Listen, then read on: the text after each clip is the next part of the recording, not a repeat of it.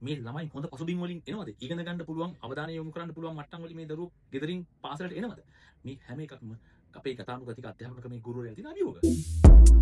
Deep learning කෝචින් workshop එක පටන් ගන්නෙම පාසල් ගුරුවරයා ශක්තිමත් කිරීමට.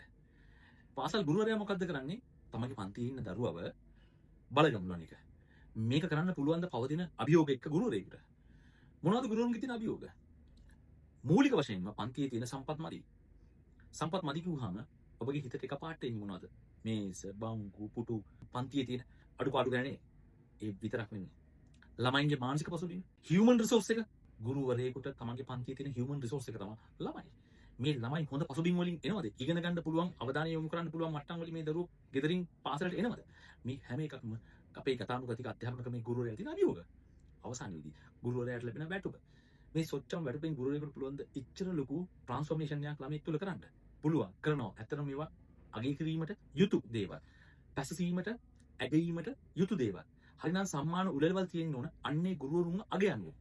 අපේ ලංකාවේ එහෙම තියෙනවද කියලා මම නම් දන්නේ නැහැ. නමුත් මේ කාලේ ඔබගේ දරුවව ගොඩනගන්න මහන්සි වෙන අපි ගුරුවරුන් අගය කරමු. පාසල් වල දහස් ගාණක් ගුරුවරු ඉන්නවා. මේ දරුවන්ව ගොඩනගන්න මහන්සි වෙන. මේ අයගේ අඩුම වශයෙන් මූලික අවශ්‍යතාවයන්වත් සැපේනවද කියලා හොයලා බලන්න ඕන.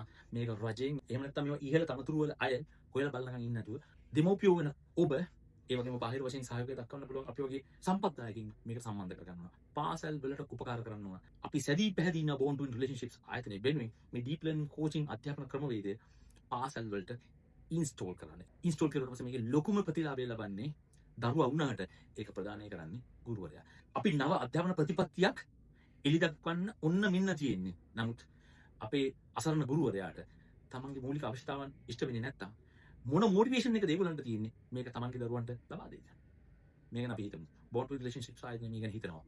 ඔබේ පාසලට ගුරුවරුන් බල ගැනීමට අපේ සේවය අවශ්‍ය නම් අපිව මතන්න.